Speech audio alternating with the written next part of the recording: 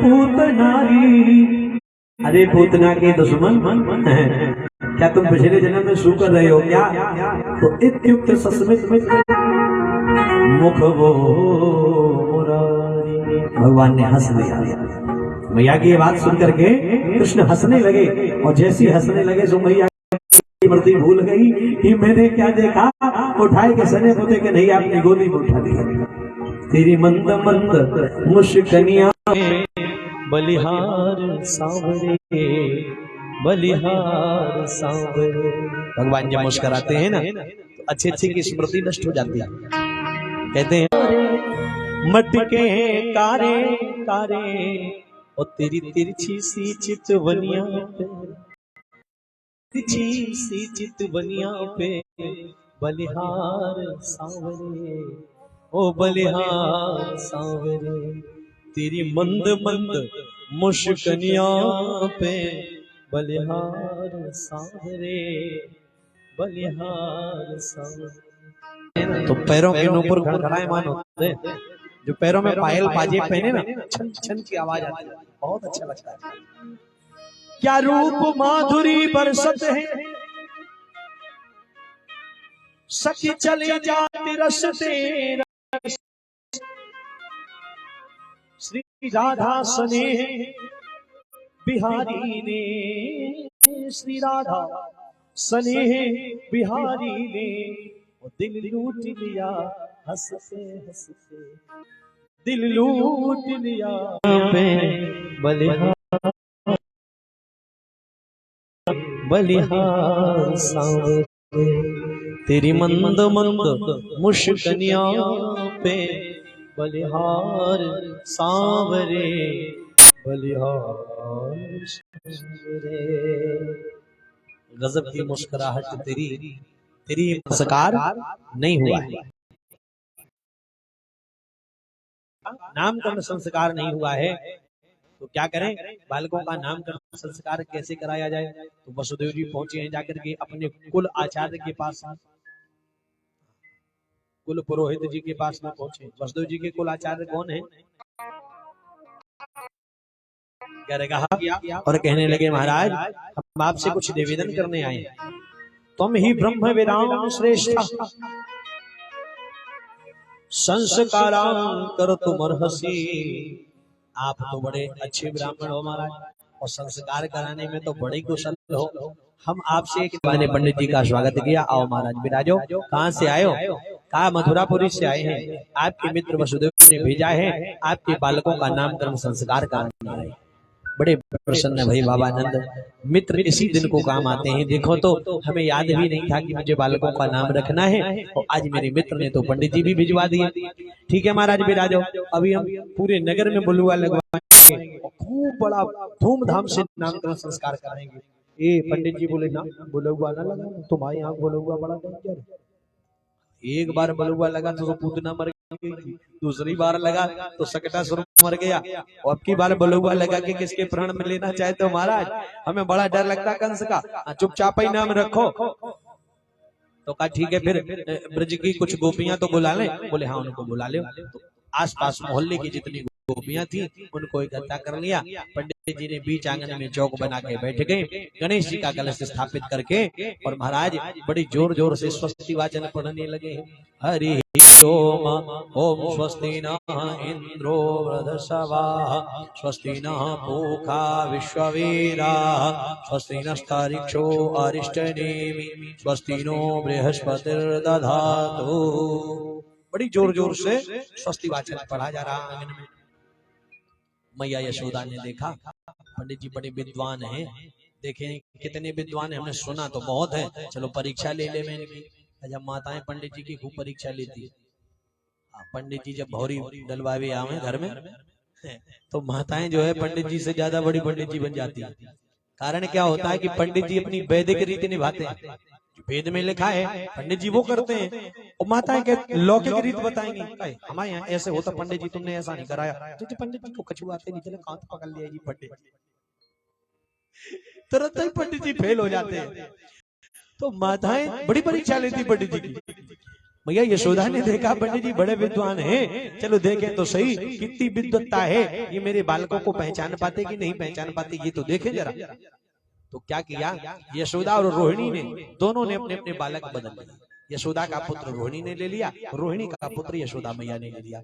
और मैया यशोदा रोहिणी के पुत्र को लेकर के आई और पंडित जी से बोली, लो महाराज ये मेरा पुत्र है, बताओ इसका क्या नाम होगा। पंडित जी ने देखा, बोले सुनो, अयम ही रोहिणी पुत्रो, ये रोहिणी का पुत्र है और रोहिणी के गोद में दोनों नाम बिगड़ जाएंगे। ठीक है महाराज, जान गई तुम बड़े विद्वान हो, चलो बताओ ये रोहिणी का पुत्र है तो क्या नाम होगा इसका। अयम ही रोहिणी पुत्रो रमयन सुहृदो गुणैहि, ये सभी के हृदय में रमण करेगा। और रमयति सा राम, रमण करता है वो राम कहलाता है।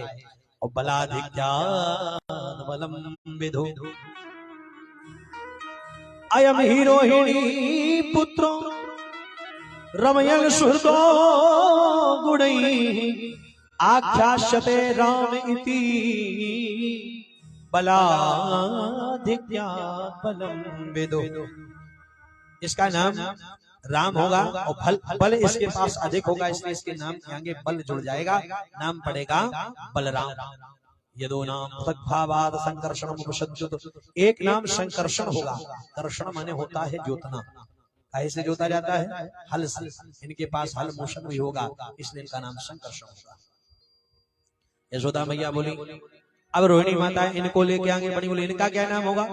तो पंडित जी बोले, इनके नाम अनेक अनूपा, इनके तो बहुत सारे नाम होंगे, एक थोड़ी बहुत सारे नाम होंगे। का एक आप तो बताए दो महाराज। पंडित जी कहने लगे, आसन व्रणाश्रयो यस्य गृह्णतो नुयुगम तनु शुक्लो रक्तस्तथा पीत इदानीं कृष्णतां गतः। इनका नाम रंगों के आधार पर, वर्णों के आधार पर होगा। तीन गुण होते हैं, सतोगुण, रजोगुण और तमोगुण, और तीनों के अलग अलग रंग होते हैं। सतोगुण का रंग श्वेत है, रजोगुण का रंग रक्त लाल है, और तमोगुण का रंग पीत पीला है। तीन गुण में तीनों कलर है।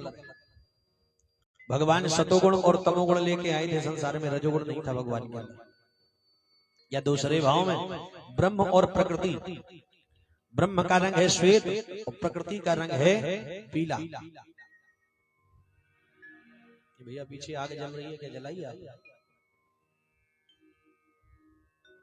धुआं जैसा उड़ रहा है, देख लो थोड़ा सा। ठीक, बोलो गोविंद भगवान की जय। ब्रह्म का रंग है श्वेत और प्रकृति कैसे रंग की है? प्रकृति का रंग कैसा है? पीला, क्योंकि जब बीज अंकुरित होता है तो पीला ही निकलता है, बाद में हवा लगने पे हरा हो जाता है। तो ब्रह्म और प्रकृति को मिलाइए तो रंग कैसा बनेगा? अभी नहीं समझेंगे, इसमें वैज्ञानिक तत्व भी लगा है। पारा और गंधक, वैज्ञानिकों से देखिए, पूछिए, पारा और गंधक दोनों को मिक्स करिए आप, एक रंग बनेगा श्याम रंग। इसलिए नाम पड़ा है कृष्ण, इदानीं कृष्णतां गतः, इसलिए इनका नाम कृष्ण होगा। और एक बात और कही, बोले प्रागयम वसुदेवस्य क्वचित जातस्तु आत्मजः, ये पहले कभी वसुदेव के पुत्र रहे, इसलिए वासुदेव श्रीमान विज्ञा संप्रचक्षते, इनका नाम वासुदेव होगा। जैसे इतना कहा सोई बाबानंद ने ठोक दिया। महाराज ने अच्छी अच्छी बातें करो हमारे घर पे, जे अच्छी नहीं लग रही बातें। अरे या छोरा को जन्म हमारे घर पे भयो, या को छठी छल्ला हमारे घर पे भयो, या के संस्कार हमारे घर पे भये, जो वसुदेव को पुत्र कहते हैं मारा, अच्छी बातें कर रहे, काहे का मजाक कर रहे हो। पंडित जी को लगा ये तो पोल खुली जा रही, तो पंडित जी ने तुरंत ही बात घुमाई। हाँ, पंडित जी कहने लगे, नहीं तुम्हारे सुनने में फेर हो गया, हम ये कह रहे थे ये सभी की देह में वास करेगा, और जो सबकी देह में वास करे उसका नाम वासुदेव होता है। पूरी बातें घुमा के दर दी।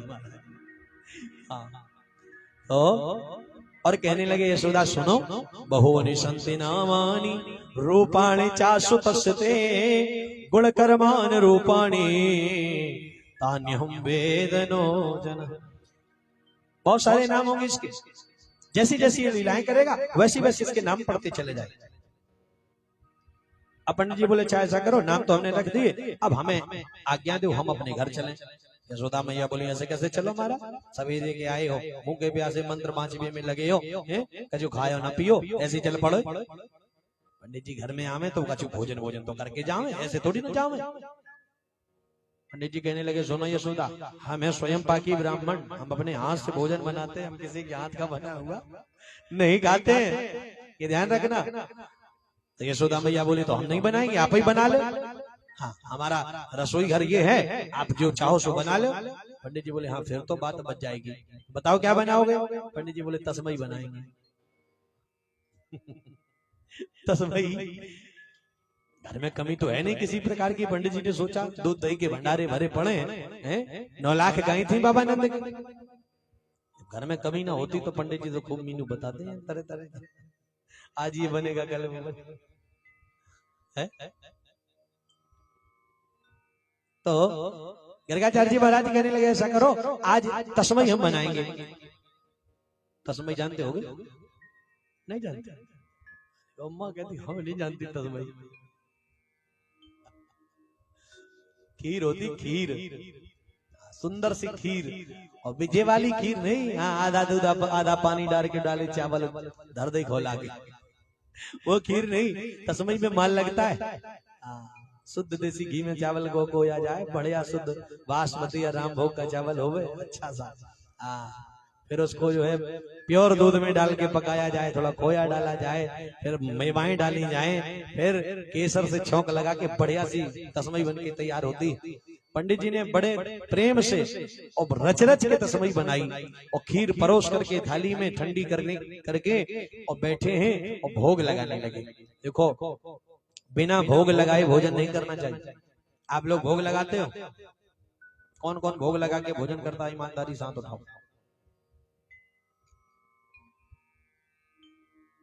चलो बहुत अच्छी बात। बाकी बड़े भूखे ये भोग ही नहीं लगाते।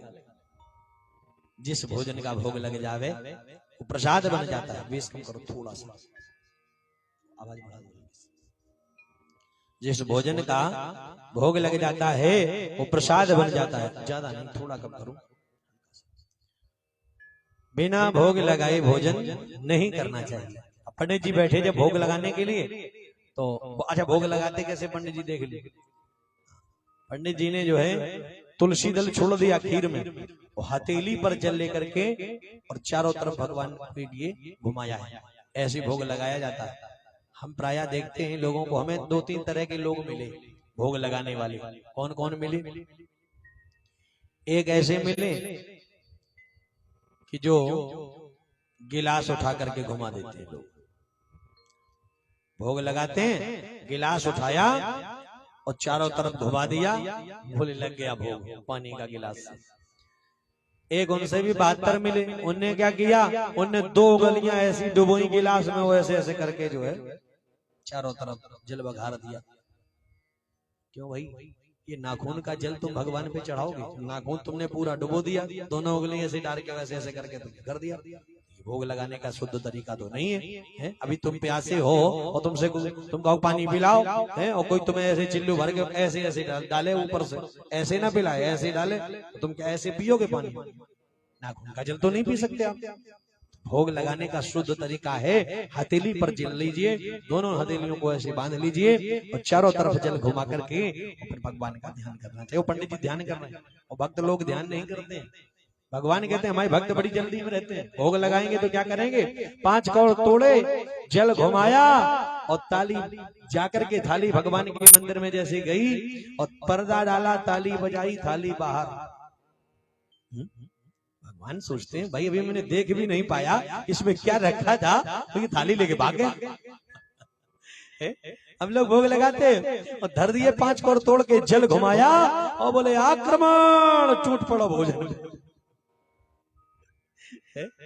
ऐसे ही भोग लगाया। इतनी जल्दी आप भी खा लेते हो? कितनी देर तक तो भोजन करते हो? आप तो नहीं खा सकते इतनी जल्दी, तो कम से कम इतनी देर। देखो शास्त्र कहता है कि इतनी देर तक भोजन की थाली भगवान के सामने रखी रहे जितनी देर में भगवान के नाम की एक माला हो जाए।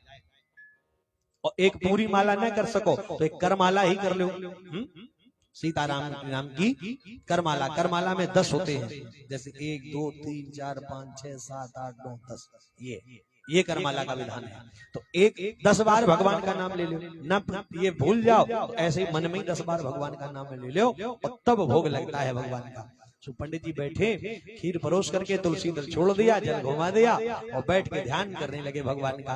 तदीयं वस्तु गोविंदम तुभ्यमेव समर्पये। हे गोविंद, आपकी दी हुई वस्तु आपको समर्पित है, और भोग लगाओ।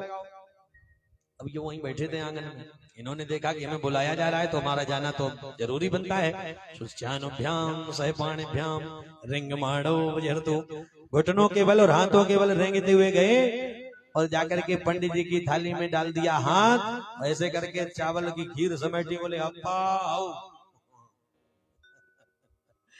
चावल को बालक जो है अप्पा बोलते हैं, तो ऐसे पूरी खीर समेटी उधर से ऐसे तो ऐसे खाई जाती, वो ऐसे ऐसे इधर खाएं, कब सनाए, कछु डाले नीचे, और ताली बजाएं।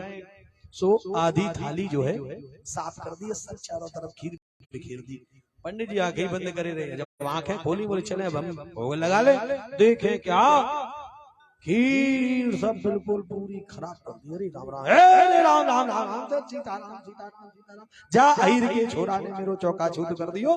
जने कहा जाए को मैं इसीलिए किसी के घर भोजन नहीं करता। हाँ, अरे देखो यशोदा, तेरे लाला ने मेरा चौका छूत कर दिया। तुम सुनो यशोदा मैया, तेरे लाल ने चौका छू डाला, तेरे लाल ने चौका छू डाला, तेरे लाल ने चौका छू डाला, तेरे लाल ने चौका छू डाला, छू डाला, छू डाला, चौका छू डाला, छू डाला, चौका छू डाला, छू ही लिया, तेरे लाला ने चौका छू डाला। तुम सुनो यशोदा मैया, तेरे लाल ने चौका छू डाला, तेरे लाल ने चौका छू डाला।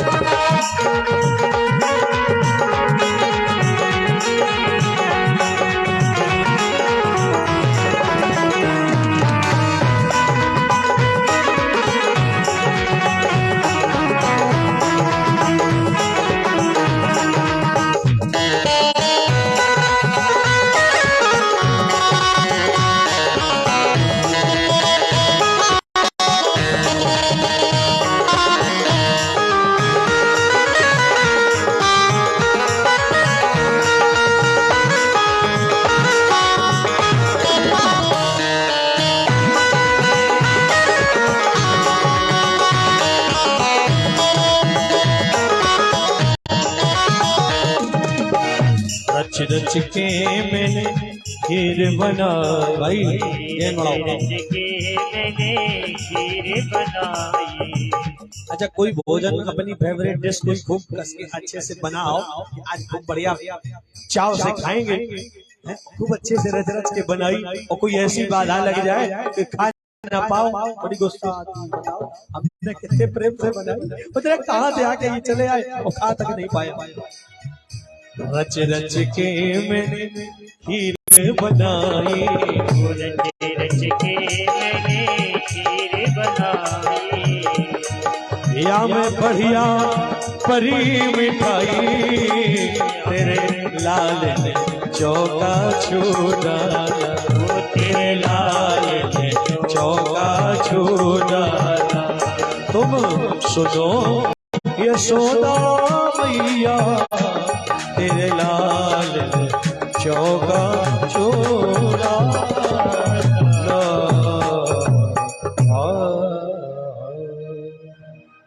तुम सुनो यशोदा मैया, तेरे लाल ने चौका छू डाला। मैया यशोदा दौड़ करके आई, लाला गंदी बात, पंडित जी की चौकी में नहीं जाते, चलो हटो यहाँ से। मैया यशोदा जल्दी से लेके गई लाला को, एक कमरे में जाके बंद कर दिया। अच्छा, कमरे में जब बंद किया ना तो मैया जल्दी में एक काम गड़बड़ कर गई। जंजीर वाला किवाड़ उसने पहले लगा दिया और वो वाला बाद में लगाया। मैया ने जाना लाला बंद है गए, लाला तो खोले ही बैठे बिल्कुल तैयार। और मैया ने फिर से दोबारा चौका लगाया। पंडित जी से कहा लो दूसरी खीर बना लो महाराज। तो पंडित जी ने फिर से दोबारा बनाई और दोबारा बनाई, सबकी गर्म ही गर्म परोस ली थाली में, ठंडी भी नहीं होने दी, जल्दी खा ले। इसका लाला बड़ा उत्पाती है, पता नहीं कहां से आ जावे। तो पंडित जी गरम गरम खीर लेके बैठे थाली में और भोग लगाया। तो दियम वस्तु गोविंदम तुभ्यमेव समर्पय, हे गोविंद आपकी दी हुई वस्तु आपको समर्पित है, आओ इसमें भोग लगाओ। कन्हैया अंदर बैठे थे, बोले देखो तो बुला रहे हैं कि भोग लगाओ, वो भी हम चले जाएंगे, सुमैया शिकायत कर देंगे हमारी। अब क्या कर, जाना तो पड़ेगा, बेचारे इतने भाव से बुला रहे हैं तो जाना तो बनता है। तो फिर चल पड़े, घुटनों के बल जो है फिर रहते हुए चले। अब सोचा किवाड़ तो बंद है, वो जाएंगे कैसे हम, चलो कोशिश करके देख लेंगे खुल जाए। तो कन्हैया ने जैसे ऐसे हाथ से खोला, खुल गया तो बोले खुल गया खुल गया। हाँ, ताली बजा के बड़ा प्रसन्न भय और जल्दी जल्दी गए।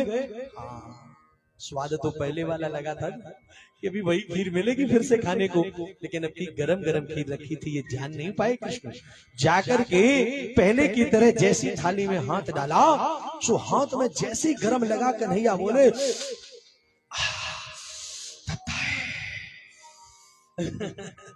तत्ता है, जल गई कृष्ण बड़ी जोर से। लाला ने ऐसे ऐसे हाथ जैसी छिटक दिया।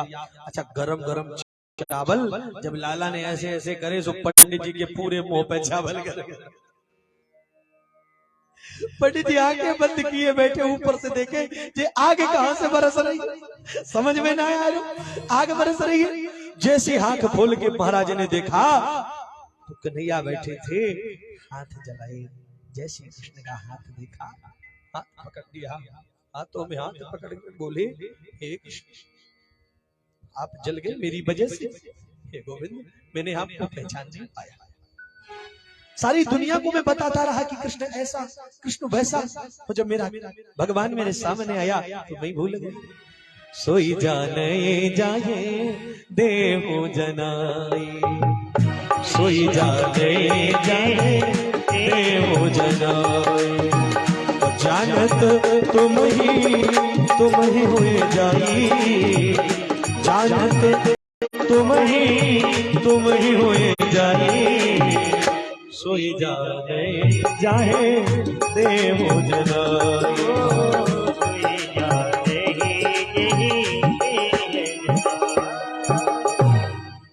आपको तो वही जान पाता है जिसको आप स्वयं जनाई दे जाते हो गोविंद।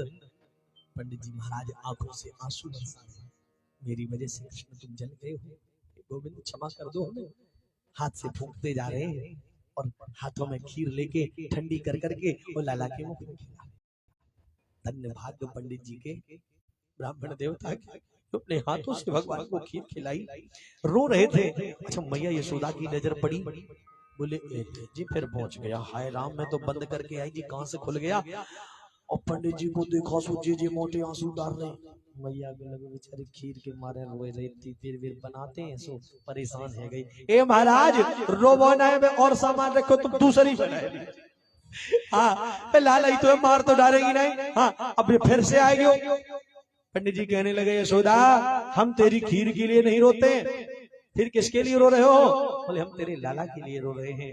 हे यशोदा तुम इस लाला को अपना पुत्र मत मानना, ये तुम्हें पुत्र का सुख देने आया है, ये भगवान का अवतार है।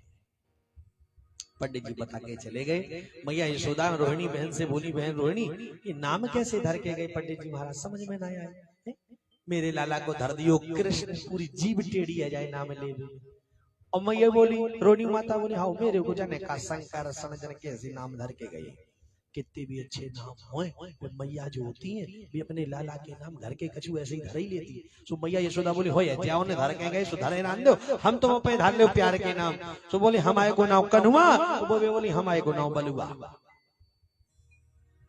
हाँ कन्हुआ और बलुआ के नाम से प्रसिद्ध भई है भगवान है। बड़ा आनंद है ब्रज में। वर्णन करते हैं राजेंद्र परीक्षित, एक दिन भगवान श्याम सुंदर ने देखा कि मैया यशोदा सवेरे सवेरे मटकिया खटकाई रही और मटकिया में मंथानी चला रही, घर मर करके बड़े प्रेम से जो है दधी मंथन कर रही थी। यशोदा का दधी मंथन देखकर भगवान श्याम सुंदर सामने खड़े हुए और माँ यशोदा से बोले, मैया हाँ लाला कहा कर रही हूँ मैया? लाला मैं दही मथ रही हूँ। ओ मैया तू जामे से सुपे सुपे ने कहा धर रही है? लाला बोले मैया मैया बताना। मैया बोली लाला जो सुपे सुपे माखन होवे माखन। अच्छा मैया और मैया माखन को कहा होवे? अरे लाला माखन खाए हो जावे, बड़ी बहस करे तू। हाँ छोटे छोटे बच्चे बड़े प्रश्न करते हैं कभी कभी, हाँ उनके सवाल के जवाब देना मुश्किल पड़ जाता है। माखन को कहा होवे? बोले लाला माखन खायो जावे। अच्छो तो मैया देखे तेरू माखन कैसे हो? तो मैया ने जरा सा हथेली से माखन ऐसे निकाला उंगलियों से और लाला की हथेली पे लगा लिया, ले खा ले। तो लाला ने माखन जब खाया बड़ा अच्छा लगा भगवान को माखन, बहुत सुंदर।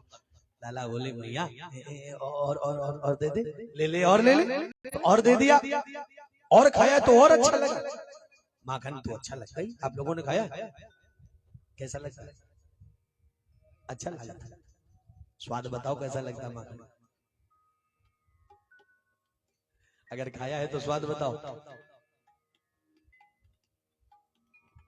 मीठा लगता है? मीठा लगता तो शक्कर मिला के खा लिया था, उसका कोई स्वाद नहीं होता। न मीठा लगता है, न कड़वा लगता है, न खट्टा लगता है, न नमकीन लगता है, कैसा भी नहीं लगता। खाने में स्वाद नहीं बता सकते आप, बस इतना ही कह सकते हो कि अच्छा बहुत लगता है। क्योंकि माखन जो है वो शुद्ध सतोगुण है। भगवान ने माखन चोरी करी। विधर्मी कहते हैं कि तुम्हारे भगवान कैसे थे बताओ? माखन चुराते थे। अरे प्यारे मेरे कन्हैया ने माखन चोरी करी और माखन चुरा चुरा के अपनी भागवत लिखवा ली। तुम जाओ एक दुकान से लड्डू चुरा के देख लो, देखो तुम्हारी कैसी भागवत बनाई जाए। कृष्ण की समता मत करो। देखो माखन क्या है, गोस्वामी बाबा ने वर्णन किया है। संत हृदय नव नीत समान, संत हृदय नव नीत समान। कहा कबिन पर कहा न जाना, संत हृदय नव नीत समान।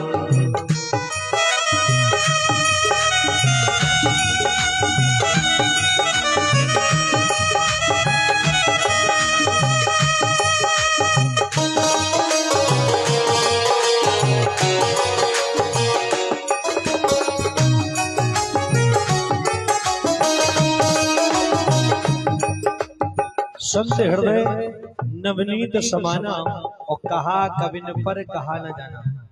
संत का हृदय मक्खन के समान होता है, लेकिन आगे की अर्धाली में बाबा जी लिख रहे हैं कि कहा कविन पर कहा न जाना।